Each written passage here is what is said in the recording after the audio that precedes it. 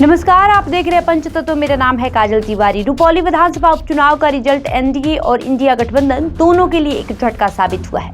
दोनों गठबंधन के बड़े दलों को एक निर्दलीय उम्मीदवार ने चुनाव में शिकस्त कर दिया है। बिहार की विधानसभा सीटों पर बहुत जल्द उपचुनाव होना है। रुपौली के चुनावी रिजल्ट के बाद अब एक बार फिर से ऐसा लगने लगा है कि क्या फिर से इन चारों सीटों पर कोई चौंकाने वाले परिणाम तो नहीं होंगे। बिहार की 4 विधानसभा सीटों तरारी, रामगढ़, बेलागंज और इमामगंज में उपचुनाव होना है।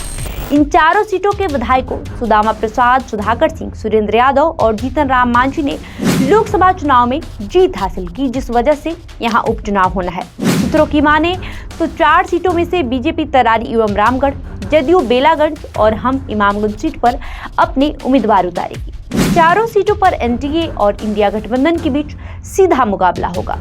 सबसे पहले बात करेंगे तरारी विधानसभा की। तरारी विधानसभा सीट भोजपुर जिला में आता है।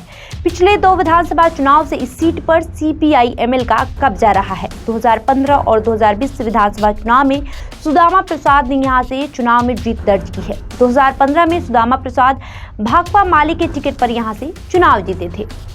2020 विधानसभा चुनाव में सुदामा प्रसाद ने निर्दलीय प्रत्याशी सुनील पांडे को 11,015 मतों से पराजित किया था।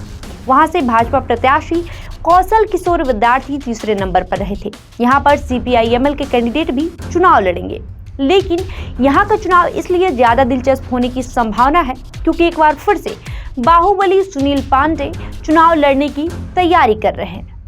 रामगढ़ विधानसभा सीट की बात करें तो ये कैमूर जिला का रामगढ़ सीट जगदानंद सिंह की परंपरागत सीट रही है। 2020 विधानसभा चुनाव में राजद ने जगदानंद सिंह के पुत्र सुधाकर सिंह को यहां से अपना प्रत्याशी बनाया। 2020 विधानसभा चुनाव में रामगढ़ सीट पर त्रिकोणीय मुकाबला में राजद प्रत्याशी सुधाकर सिंह को जीत मिली थी। 2015 में हुए बिहार विधानसभा चुनाव में रामगढ़ सीट पर भारतीय जनता पार्टी ने सेंध लगाई थी। 2015 विधानसभा चुनाव में बीजेपी के अशोक कुमार सिंह ने जीत हासिल की थी। इस बार के चुनाव में भी फिर से अशोक सिंह को बीजेपी अपना उम्मीदवार बना सकती है, तो वहीं उनके खिलाफ राजद ने जगदानंद सिंह के दूसरे पुत्र अजीत कुमार सिंह को अपना उम्मीदवार बनाने का मन बना लिया है। बेलागंज विधानसभा क्षेत्र के बारे में कहा जाता है कि ये राजद का सबसे सेफ सीट है। बेलागंज सीट पर लालू प्रसाद यादव के करीबी सुरेंद्र प्रसाद यादव ने 2020 विधानसभा चुनाव में जीत हासिल की थी। सुरेंद्र यादव बेलागंज सीट से लगातार 7वीं बार चुनाव जीते थे। 2020 विधानसभा चुनाव में सुरेंद्र प्रसाद यादव ने जदयू के अभय कुमार सिन्हा को 23,963 वोटों से हराया था। इस उपचुनाव में राजद के टिकट पर सुरेंद्र यादव के पुत्र विश्वनाथ यादव ने अपनी दावेदारी पेश की है। उम्मीद है कि राजद सुरेंद्र यादव के पुत्र विश्वनाथ यादव को इस बार टिकट देगी। गया की इमामगंज विधानसभा क्षेत्र से हिंदुस्तानी अवाम मोर्चा के जीतन राम मांझी 2020 के विधानसभा चुनाव में जीत हासिल किए थे। जीतन राम मांझी ने राजद के वरिष्ठ नेता उदय नारायण चौधरी को 16,000 मतों से पराजित किया था। वहीं इस बार हम से जीतन राम मांझी के दूसरे पुत्र प्रवीण मांझी को उतारने की तैयारी है। उनका मुकाबला फिर से राजद के वरिष्ठ नेता और पूर्व विधानसभा अध्यक्ष उदय नारायण चौधरी से होने की संभावना है।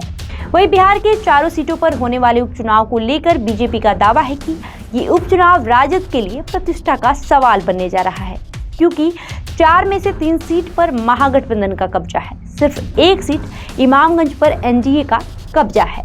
भाजपा प्रवक्ता राकेश सिंह का दावा है कि आगामी विधानसभा उपचुनाव में एनडीए गठबंधन सभी 4 सीटों पर जीत हासिल करेगी। बहरहाल आपका इस खबर पे क्या कहना है, हमें कमेंट करके जरूर बताएं।